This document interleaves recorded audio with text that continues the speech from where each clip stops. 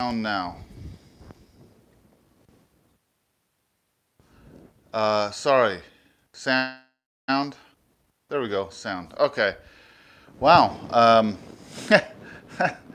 That's, that's quite an introduction then. Well, let's do this over again. Hey, YouTube, it's Andrew the Bearded Giant. Thanks for joining me tonight. Um, sometimes the technical difficulties get the better of us. I'm assuming you guys can hear me now, right? Give me a little thumbs up or a gotcha or something. So, what, what I was saying before, which all of you didn't hear, uh, is I haven't been working in the shed this last few weeks uh, for a variety of reasons, but it kind of comes down to um, some motivation and depression. I suffer from depression. I fight with it, and I am usually doing pretty good. Uh, I'm high functioning, as one might say. I own a house and have a job and a career and friends and all that. But sometimes it affects me, and it has been in the last couple of weeks. And so I haven't been all that active in YouTube, and I haven't been active in my shed. Um, and I need to set some goals, some new short-term goals, because what I find is if I have something immediate to work for or work against or push up I do much better. And I don't have anything super specific right now. I got projects I'm in the middle of, but they're not like goals. Um, and and for me, having something to push against is much better. When I say push against, I don't mean like real struggle, but resistance or opposition, and that comes from working towards something. Like getting the shed built or redone so I could use it. That had like some resistance to it, and it's something to overcome, and I felt good about myself. And working on my YouTube channel has been sort of the same way, working towards that 4,000 watch time hours and 1,000 subscribers. Kind of gave me a goal or something to push against, something to strive for, and I reached that, but I kind of felt a little lost after that, and been been having some a little bit of stress at work. Not that work is difficult. You know, my job is pretty. I don't want to say easy, but it's I'm good at it, and I get through it. But I have a potential of losing a resource I rely on heavily, and it weighs on me a little bit. And we've had some incidents at work in the last week. In fact, you guys sort of overheard one last Thursday when we had an issue where some people were exposed to something and they had some respiratory distress. And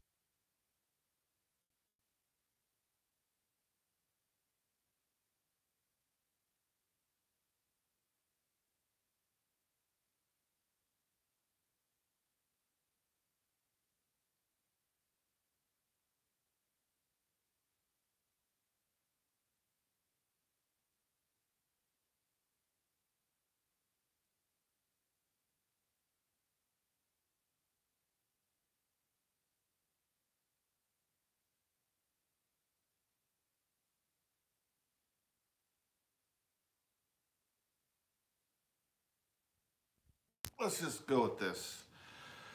Yeah, waves arm frantically. Can you hear me? I'm just using the sound from the phone.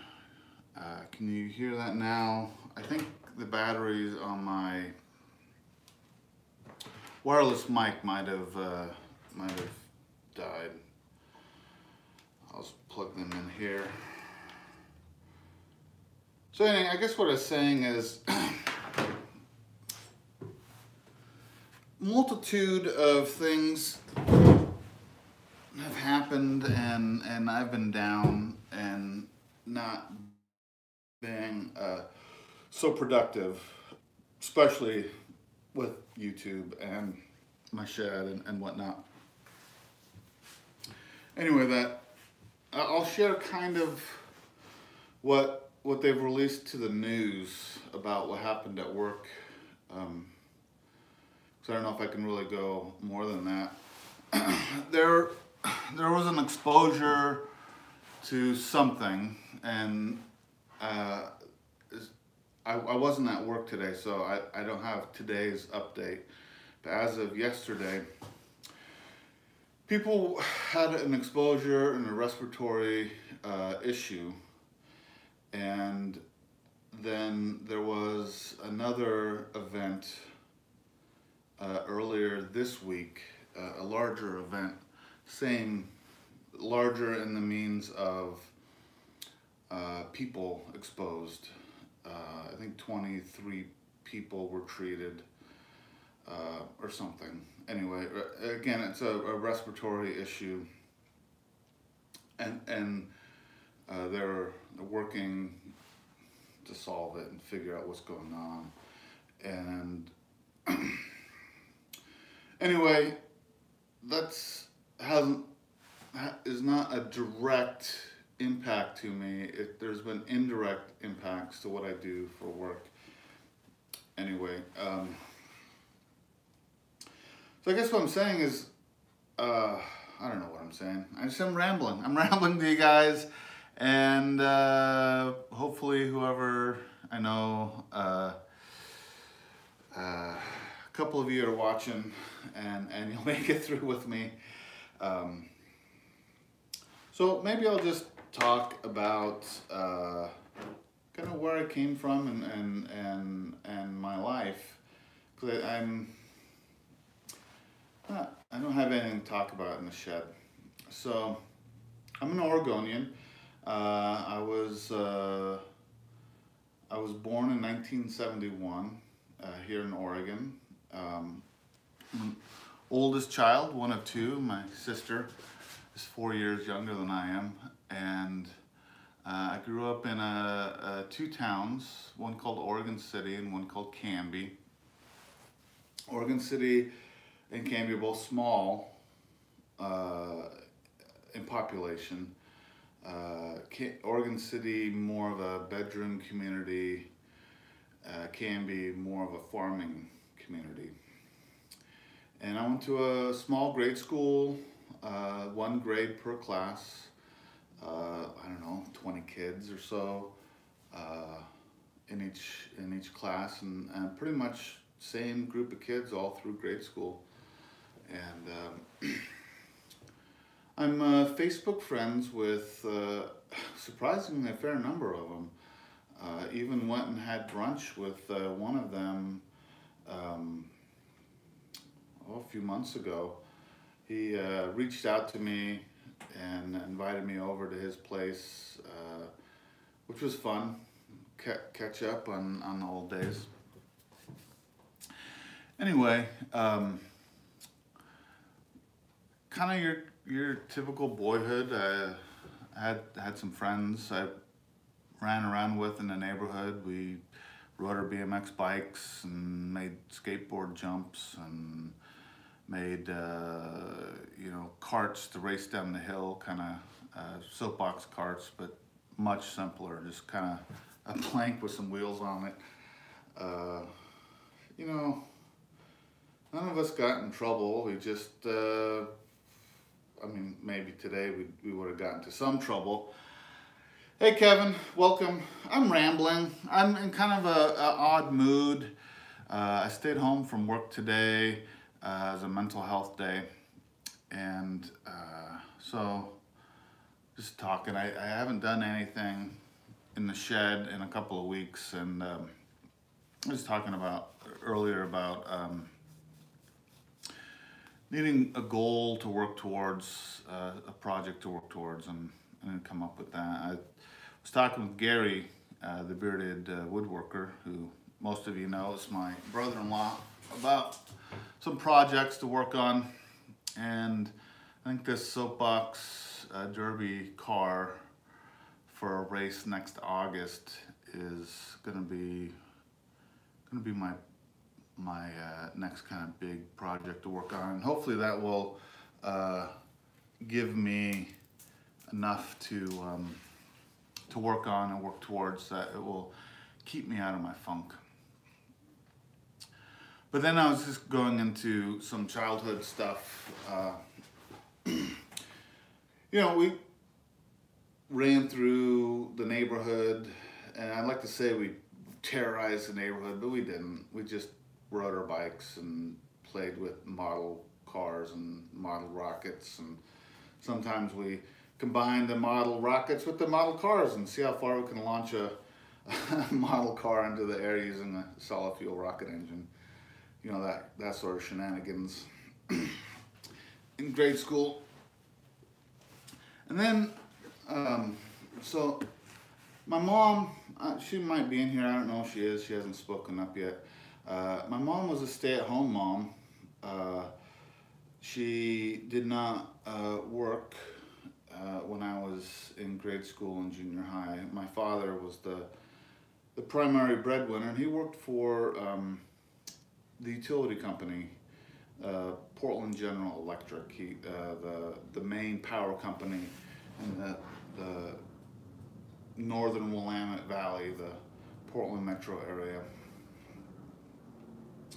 And he had a unique job where he would work. He had a team, basically drove the power lines and made sure that the high voltage ones that were cut through the country, and make sure that the trees didn't grow into the power lines. And so what they did is they sprayed chemical herbicides and whatnot to keep that path clear. I'm sure you guys have seen it, or variations where you guys are at, where you have the high tension power lines. And I guess one of the funny stories I remember from his work is the company has a helicopter.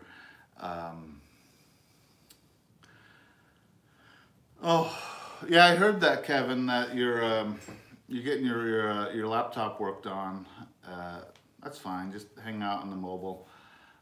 So my dad got to go on a helicopter ride and to survey the lines, and the pilot wanted to give my dad a good time, so he kind of did some whoop-de-doos and whatnot, and my dad ended up using his lunchbox to throw up in, because, you know, he got airsick. Yeah, so, you know, kind of well, typical for me, because that's you know, my childhood. My dad was a little bit like Kevin in the sense that he was a collector of things. In our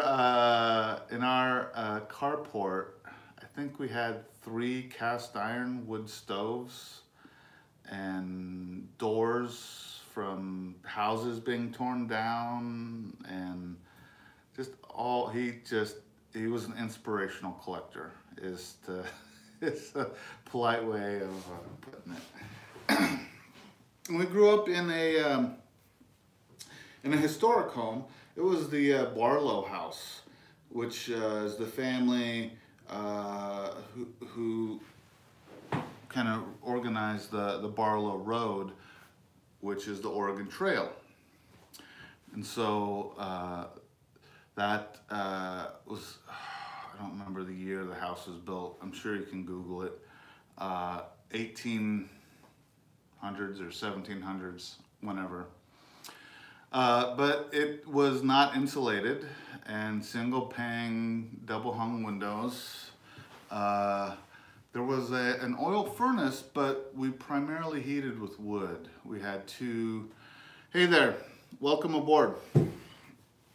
We had two wood stoves, one in the living room and one in the dining room. And growing up, I really enjoyed starting the fire in the wood stove in the dining room because it was kind of this long, narrow stove that had the plates that can lift off for cooking and whatnot and stack. And then the living room wood stove is more of a modern stove inserted into the fireplace. I don't know why I liked starting fires in the old one as opposed to the newer one. Whatever. Oh, Andrew's just rambling. So, yeah, so my dad was a primary breadwinner, and he was an inspirational collector, and he was into historic homes. He would buy old houses and turn them into rental property, and there might have been 10, 12, 13 properties he had at one time, and they were all I'd say most of them were historic to Oregon. For like we lived in the Barlow house. One of the houses I think had the reputation as the oldest occupied house in Oregon. One of the rental properties. It's now a museum. A woman who comes from timber money, she bought that house and moved it and converted it to donate it into probably the historical society, and now it's a museum that people can go into. There's a few museums like that in Oregon City. The McLaughlin House from the fur traders, the McLaughlins. Yeah, they used to have this event where people would drive around and tour the old homes in Oregon City. And let's see, what he's talking about here. Oh yeah, good luck, Billy. Good luck, Kevin, with Billy Joe's live stream.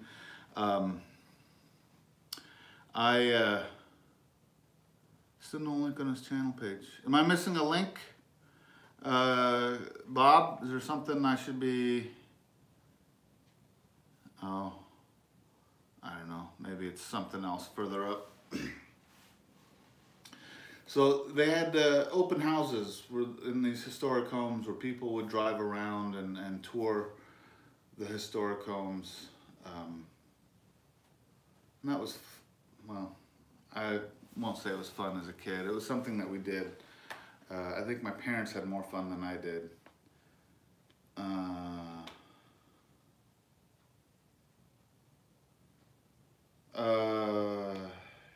There's no link to this stream.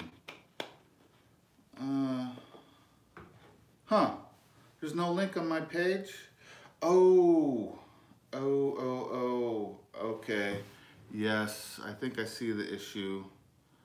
Let's see if I can fix it real quick. How do I do this?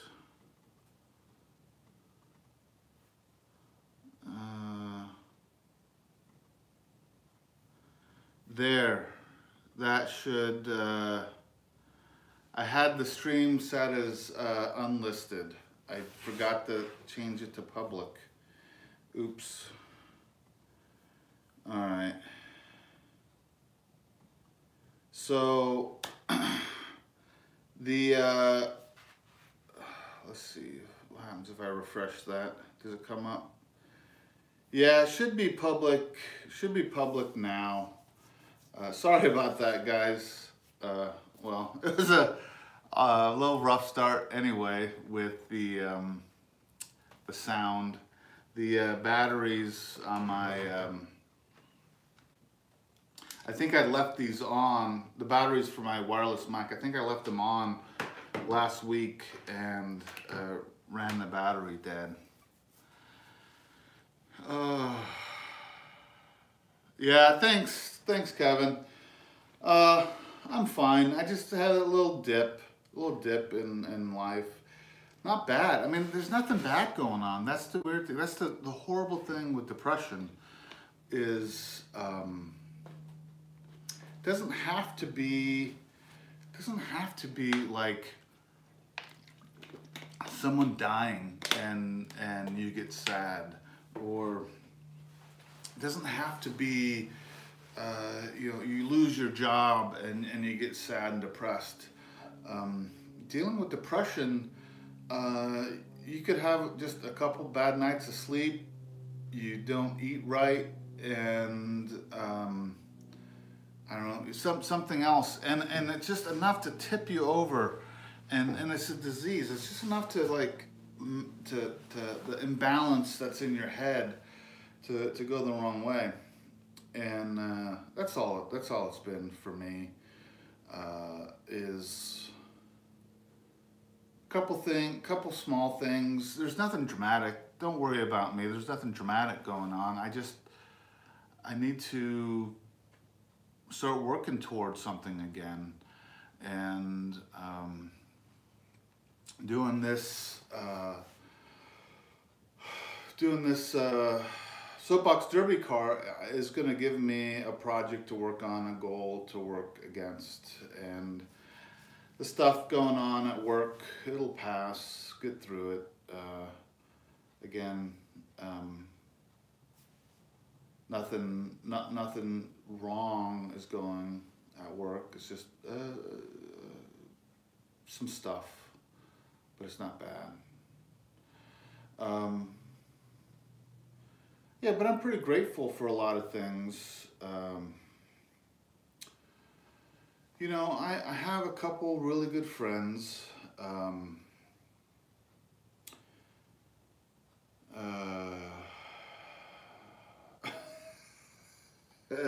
You know, I would weld you a smoker for your meats if I lived closer.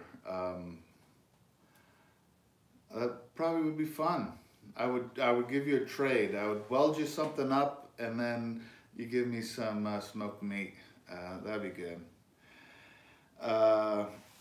So I have. You may have heard me talk about my gaming buddy Perry. He and I have been friends for 22, 23 years, something like that. And I've been hanging out with him a fair bit, playing some board games, and we talk on the phone, which has been really helpful. Gary, who's my brother-in-law, he's actually a good friend too. He's family, but he and I are close. And then I have a friend who's also an employee / coworker, and her name is Renee. She worked for me when she was my first employee when I had my contracting business. I hired her from a program called Women in Trades. It's a pre-apprenticeship program to help young women get into the trades. And I thought it was a great idea and a great program because there's that macho barrier for women to get into the trades. It's kind of a boys' club. It still is that way to a fair bit, but you see more and more women in the trades. Anyway, so I reached out to women in trades and asked for some resumes, saying I was looking for a painter, and I interviewed a handful of candidates and picked Renee. And so she worked for me 6 years or something while I had my business, and had kind of a midlife crisis, early midlife, like 39, midlife crisis, where my marriage was in trouble. My father-in-law, we moved from the East Coast out here, who was suffering from dementia. It's a horrible disease, but he couldn't be on the East Coast by himself, so we moved him out here so my wife at the time could help take care of him, and that was stressful on us.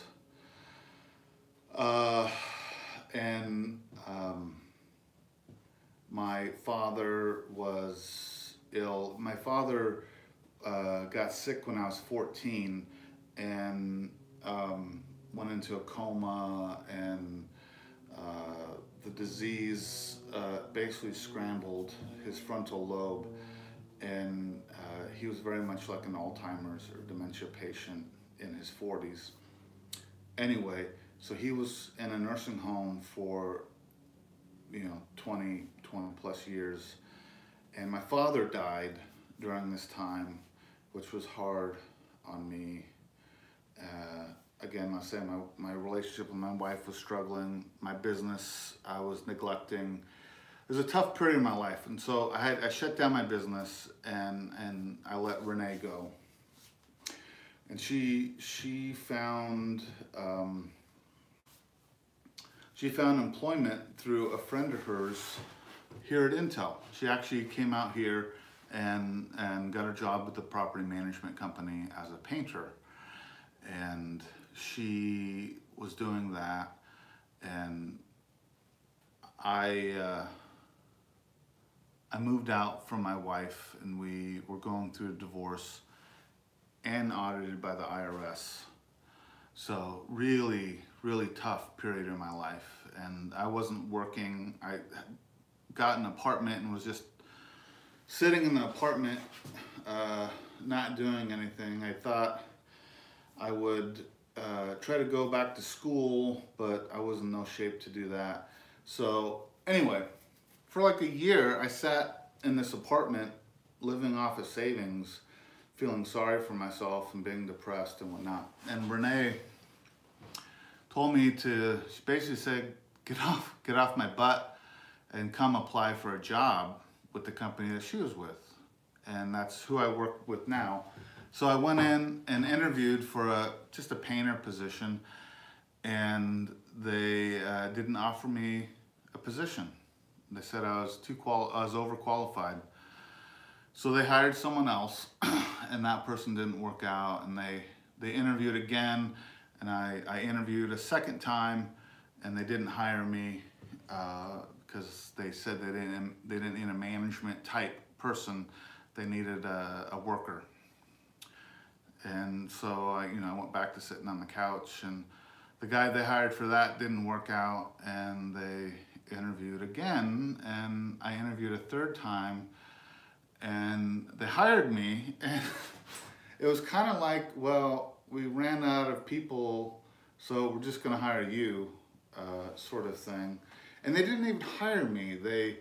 They put me through a temp agency, because they thought I would just flake out too, probably because everyone else was doing that.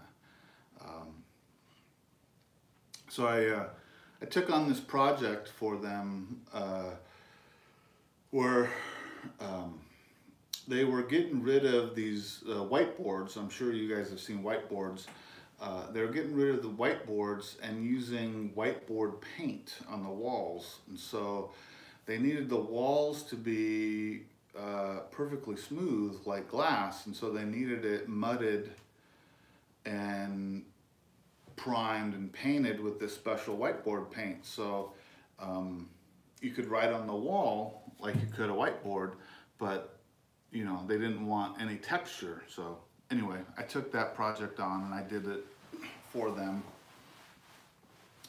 for a couple of floors in a building and finished it up for them. And they were taking on more scope,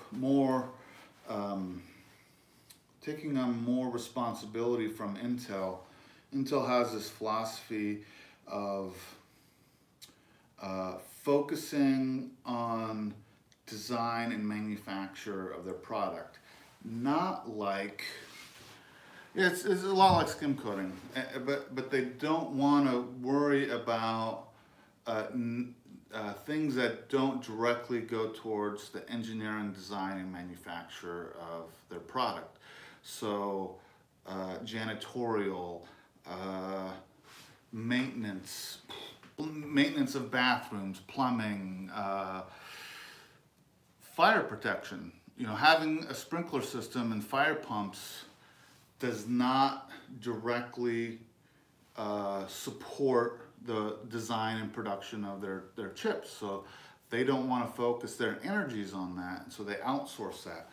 And the property management company that I was painting for was just taking that responsibility on as part of their scope. And so they were trying to put together a team of people to do that. And I basically offered and threw my hat in the ring because I went to school for fire science, and I was a volunteer firefighter, and I had project management experience, and you know I've done stuff. So they hired me as a tech, just a fire protection tech, and it was something to do. And I needed a real job. My prospects were not.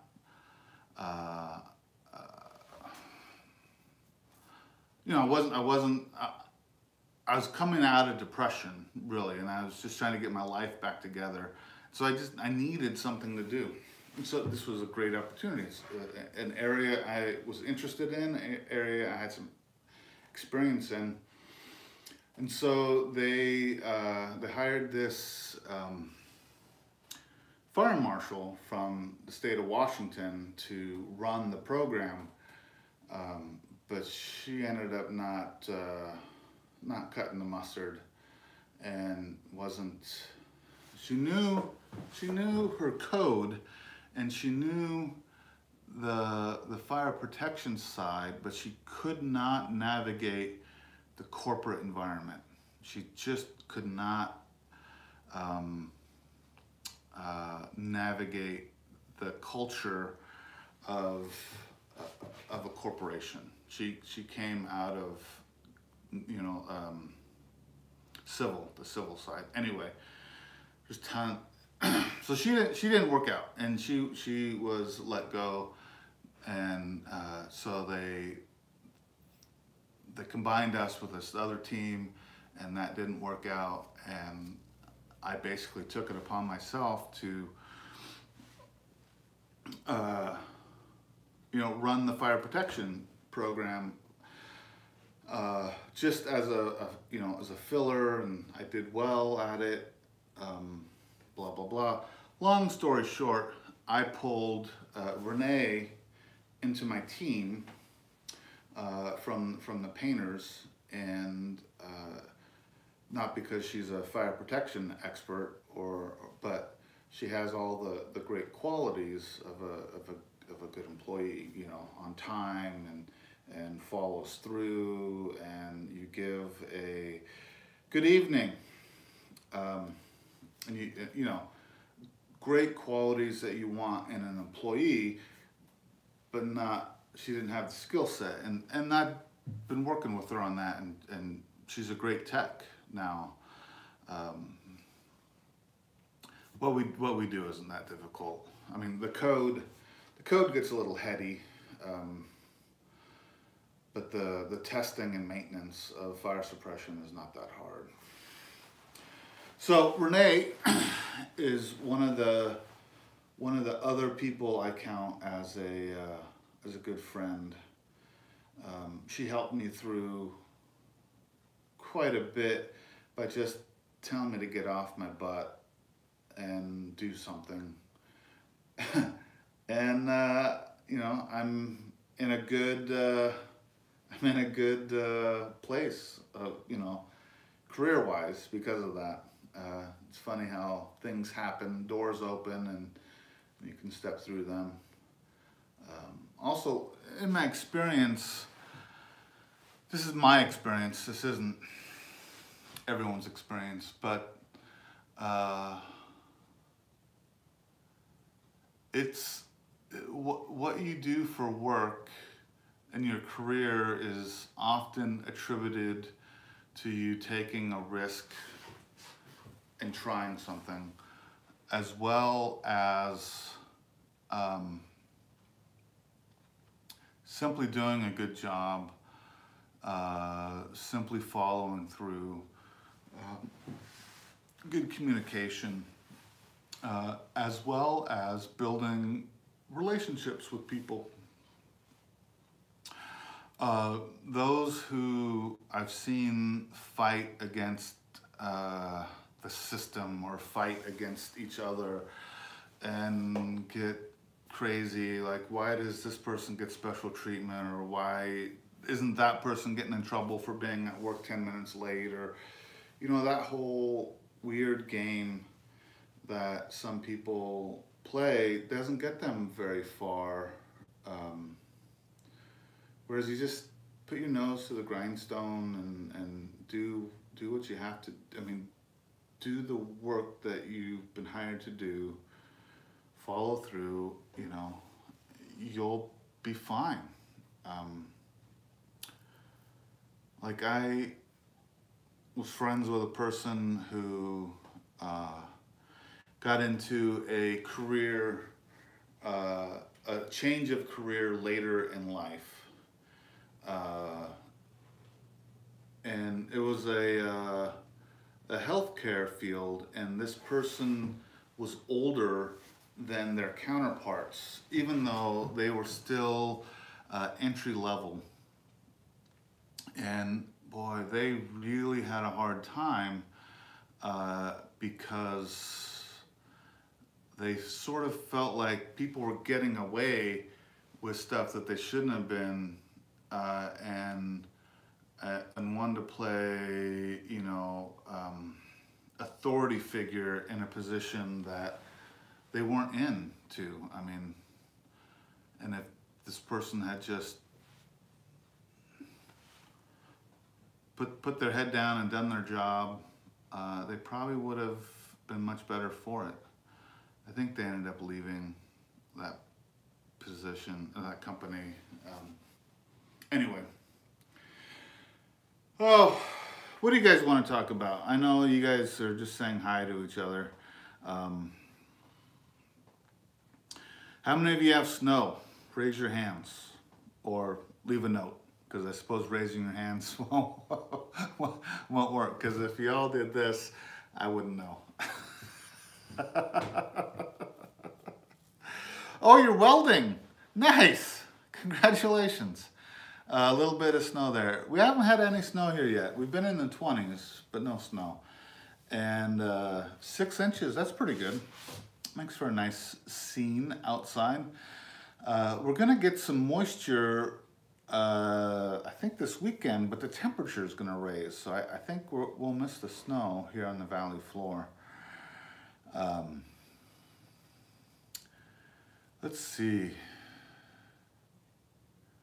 Have you guys all done your stocking up of firewood and things that you need in case the power goes out? I know Bob probably has. I'm sure he was prepared 3 years ago for this winter. But the rest of you, have you got your few gallons of water stored up and your camp stove ready and all that stuff? Because we usually lose power for a few hours to even a day, and we're not that far from town, about 20 minutes. But I imagine some of you that are more rural could lose power for a few days. Nice. 55 gallons. They say you need a gallon a day per person. So if you're by yourself, that's 55 days. A torch. Well, having a flashlight is a good thing. Oh.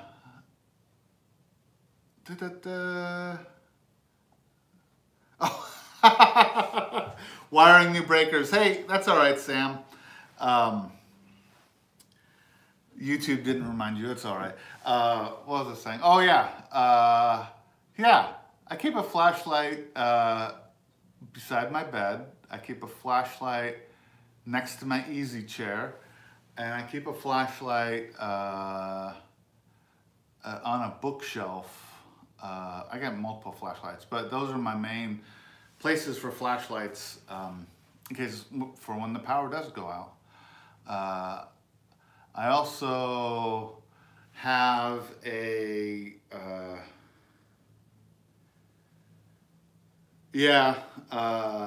I also have a high amp hour deep cycle battery charged up for when the power goes out to run my CPAP machine, because I sleep with a CPAP. And between that battery, it'll last me a week running my CPAP, and you know, wood stove and a camp stove and plenty of cans of chili and all that sort of stuff. So I'm set for when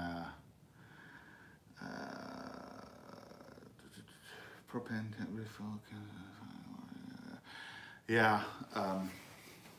So I'm not prepared for the apocalypse, but I'm prepared for a weekend without power. I think most people should be prepared for at least that. Have some jugs of water and some food, some camp stove, that sort of stuff. Keep your cars topped off too with gasoline. It'll help you with weight when driving in the snow, but it'll also help you if you lose power and your local gas station can't pump gas. Around here, you just drive to the next town, but you know, it can happen. Let's see, what else can we chit-chat about?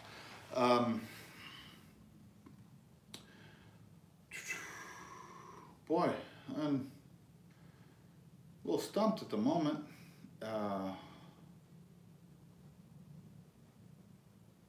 Quick, I drive a wheelbarrow. Quick, give me guys a topic. Throw out a random word and or a random thing, and maybe I can go down the improv aisle. Gas prices are going down. Yeah, I actually don't know what the gas prices are. I just fill up my car. I usually go to Costco, which is the, well, I imagine you guys have Costco's. Get my beard hair. Oh, how about bananas and beard hair? You know what's funny? Having this beard is little hairs will fall out. Well, not little hairs, you know, hairs will fall out on occasion. And they'll be sitting on my desk or a table, and look down at it and go, that doesn't look right. Bananas. You know what I just learned about bananas, Dave, is that eating a banana and yogurt work well together, that the yogurt cultures like to feed on whatever is unique in bananas. So apparently it's healthy for your gut biome, for the things going on in your stomach, is to eat a banana and some yogurt at the same time. Apparently those two pair nicely to ensure your digestive health.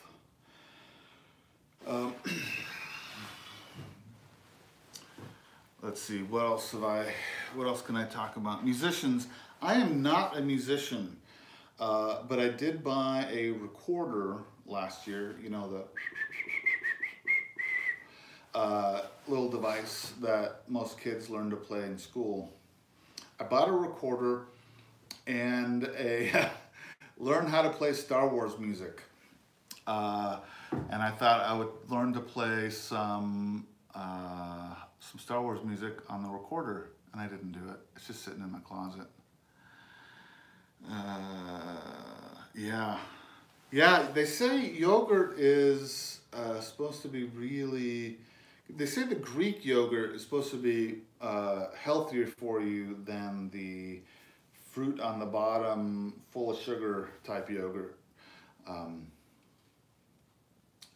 And someone else was saying to mix a little honey in with your yogurt, and that's pretty tasty. I haven't tried that yet. But yeah, yogurt. Yogurt's good for you. So are bananas. Eat a banana. Oh, you make homemade yogurt. Cool. Do you add any additional culture to your yogurt, or do you just rely on what is grown? Hey, have fun at the Blazer game, Brandon. Or do you just go with what is naturally produced? Because I know the companies who sell yogurt, who mass produce yogurt, they have to add cultures to the yogurt to meet a certain spec so they can actually call their product yogurt.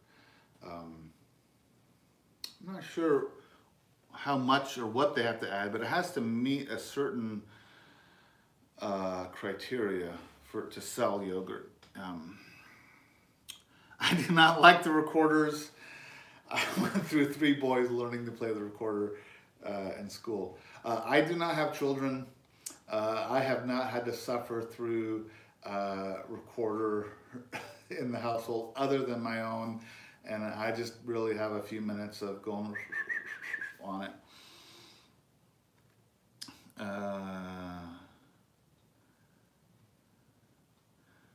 Oh yeah. I add poetry to my yogurt. Does your poetry rhyme? Do you add limericks to your yogurt? Because that would be interesting.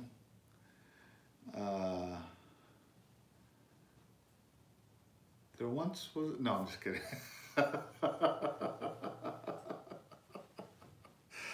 Oh, what an interesting evening today has been. Had a good fire going today in the wood stove. Kind of overheated my house a bit. Had to have the front door open for a little bit to cool it down, which is always kind of funny to do in the winter. So open the front door to cool your house down.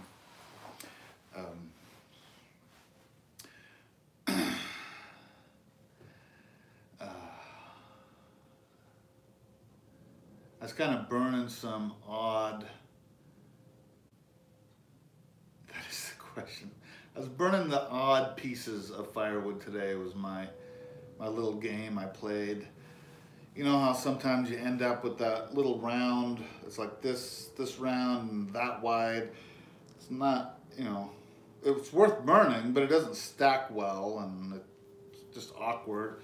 You end up with a handful of those. So that's what I was doing today, and the fire was keeping the fire stoked with the odd shaped firewood that doesn't play nice with others. Yeah. Yeah, I got wood up plenty for the winter. And I have some more wood just piled. It's not stacked. It still needs to be split, but that's really for next winter. I suppose if I had to, I could get into it this year, but I have plenty. I have plenty for this year. It's good to be a little ahead.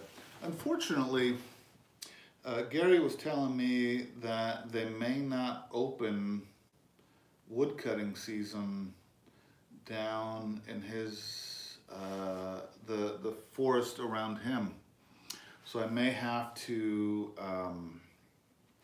get my wood up here.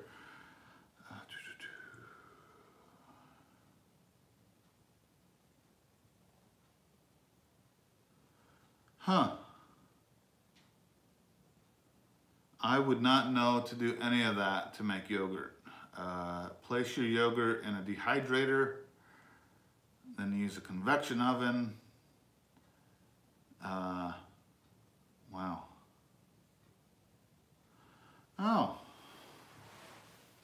Tobacco barn. Do you actually dry tobacco in your barn? Or is it just an old barn that used to be used for tobacco? My next woodworking project, I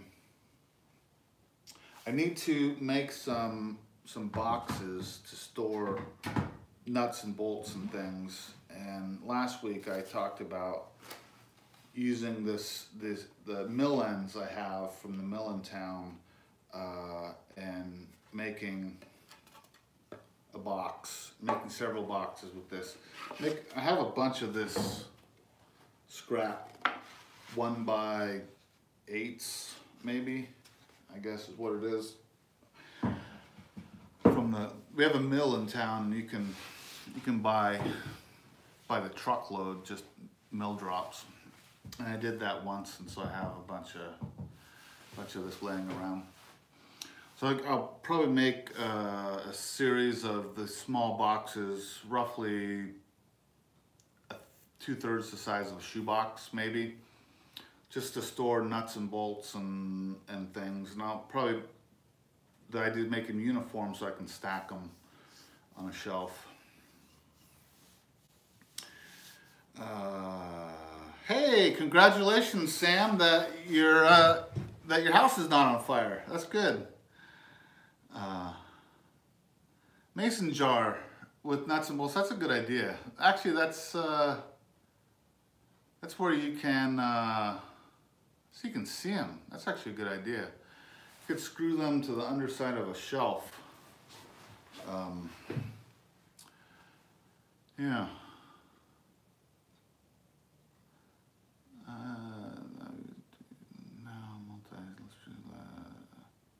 Oh, yeah, the barn. I've seen pictures. I've never been in a tobacco drying barn, but I've seen pictures where there's rows and rows and rows of rods where you hang the tobacco off of or over. Ooh, peanut butter jars. That's a great idea.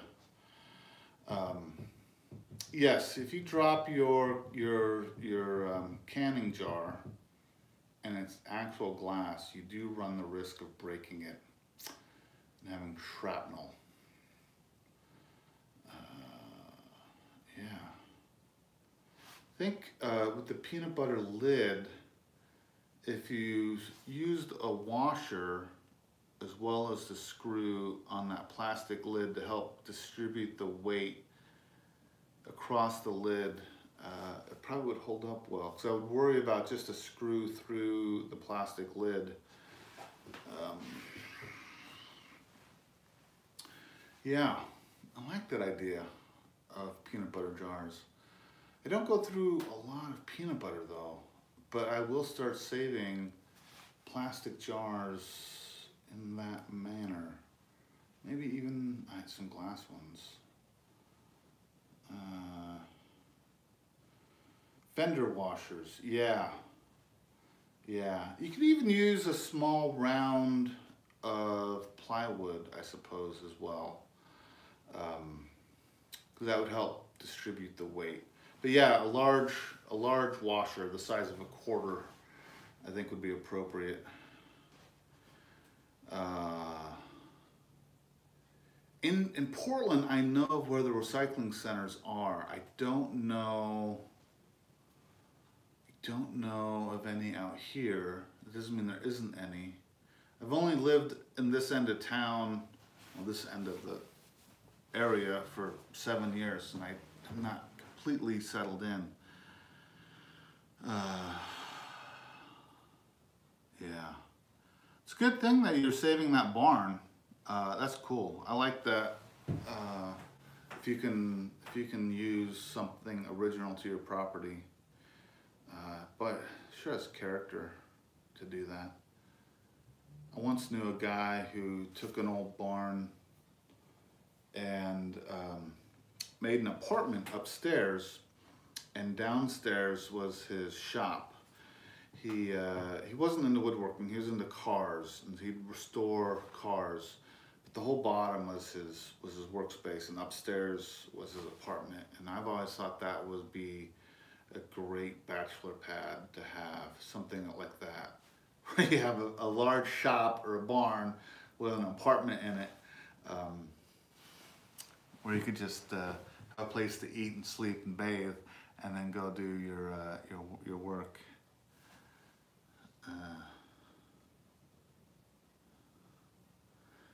Old wooden pass.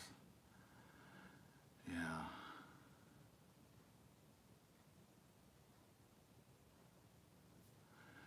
Yeah, it'd be great to get a hold of some old wood, and that's something my dad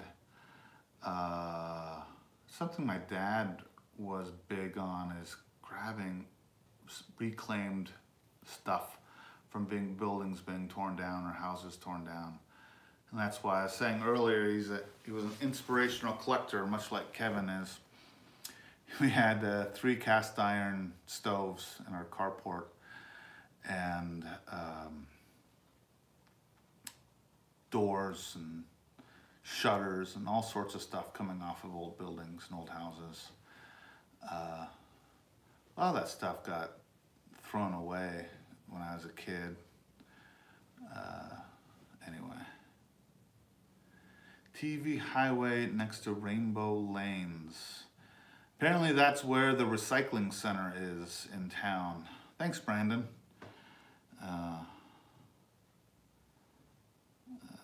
Oh, Brandon's also saying, Brandon's a friend of mine in town, that his boss has a pile of wood still, firewood. I think they have a vineyard, orchard, something. They grow something. Anyway, they cut out some trees, and they basically have a big pile of wood that's available to go get for firewood. I got some of that a few months ago with Brandon and his dad. Picked up some firewood. That's what I got piled right now. Not cut or split. I mean, it's cut, it's not split, and it's not stacked. Oh, ramble, ramble, ramble. Well, it's been an hour, but I think with the technical difficulties I had earlier, I might go another 5 minutes or so.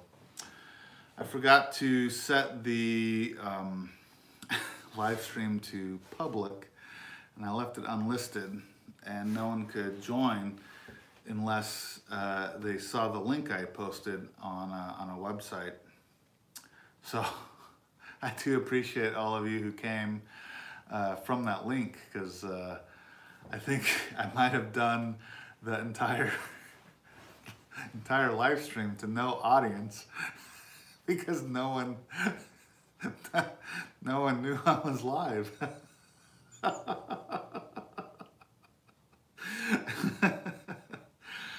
Oh, bugger.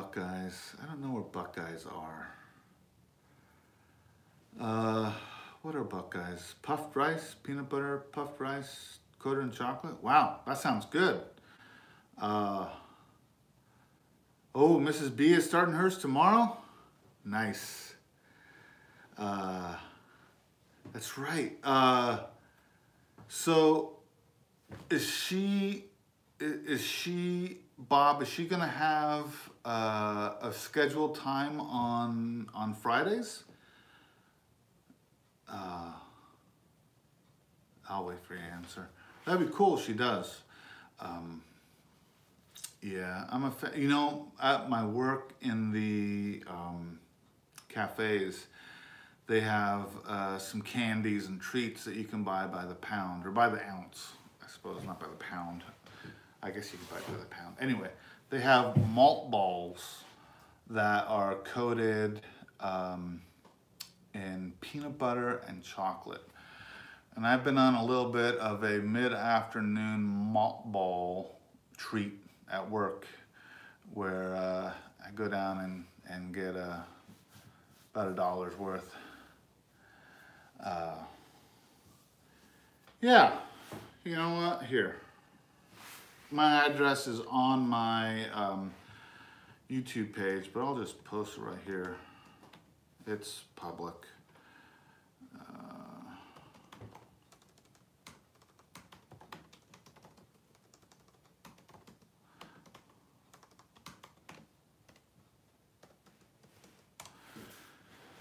Yeah, P.O. Box 811, North Plains, Oregon, 97133.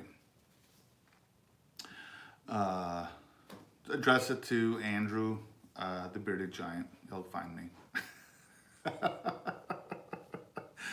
The post office kind of knows me. They know everyone in town. We all have to have P.O. boxes here. In my town, there's a city ordinance to not have mailboxes in front of your house or attached to your house, and so the post office doesn't deliver. Even though I think it's funny because I am 1 block from the post office. I can step out my little shed door here, look across my neighbor's yard, and see the post office. It's like right over there, and it's actually convenient for me because it's so close. I just hit the post office on the way home from work.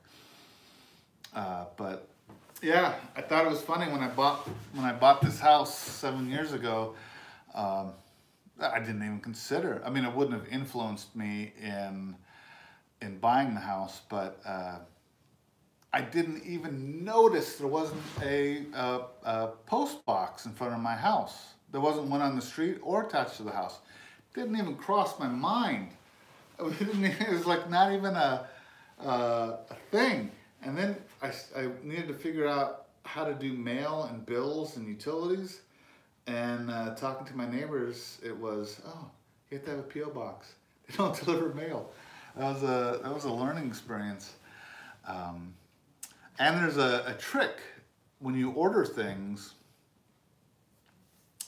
that some companies will not ship to a post office box. Even if they ship it through the postal service, they won't send to a P.O. box. And so the postmaster here told me this trick. He tells everyone this trick. You use the address of the post office, the physical address of the post office, and just say suite, in my case, 811. So I put with some companies who won't ship to you, I put the street address of the post office, and then suite, and then my P.O. box, and they deliver there, and then, you know, they just put a key in my box, and I go pick it up from the bigger thing. But that's really funny. Happens pretty often, and it's funny that companies don't want to ship to a P.O. box. I don't understand, but whatever. Yeah, so I just give them the street address to the post office, and then say it's suite 811, and they accept it. They deliver it, no problem. One time, And this I kind of understood. I had ordered a trailer to pull behind my motorcycle. I have a Yamaha Royal Star Tour Deluxe, big touring bike. And I ordered a trailer, a cargo trailer, to pull behind my motorcycle. It matches my bike. It's black and chrome and diamond plate and all that. But I ordered it from a company somewhere, I think Ohio maybe, and they wanted a business address to ship it to because they're not sending it FedEx or UPS. It was by a carrier, and that made a lot of sense. And so I went to the local auto shop in town, mechanics, and asked them if I could have something shipped to their shop, and they're like, yeah, no problem.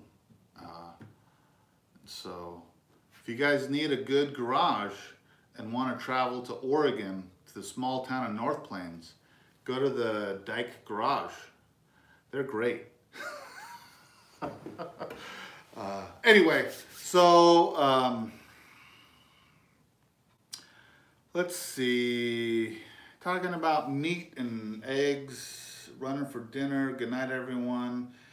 Keep up the videos. I appreciate you guys coming. I really do.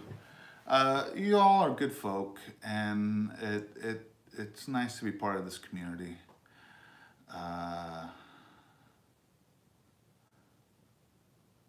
Yeah. Huh. Yeah, addresses are interesting. My mom told me a story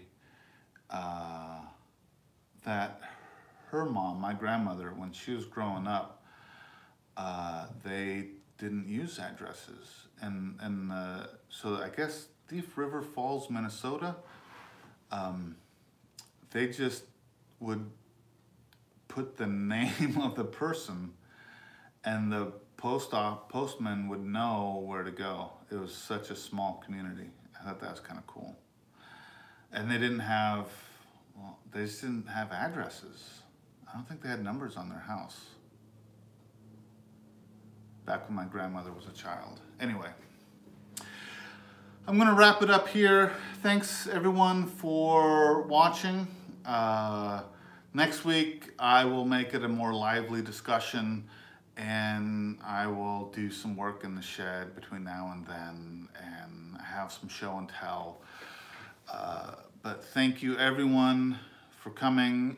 Eat some yogurt, eat a banana.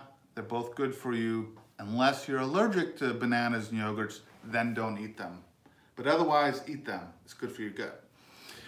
Good night, everyone. Take care, be good to one another, and peace out.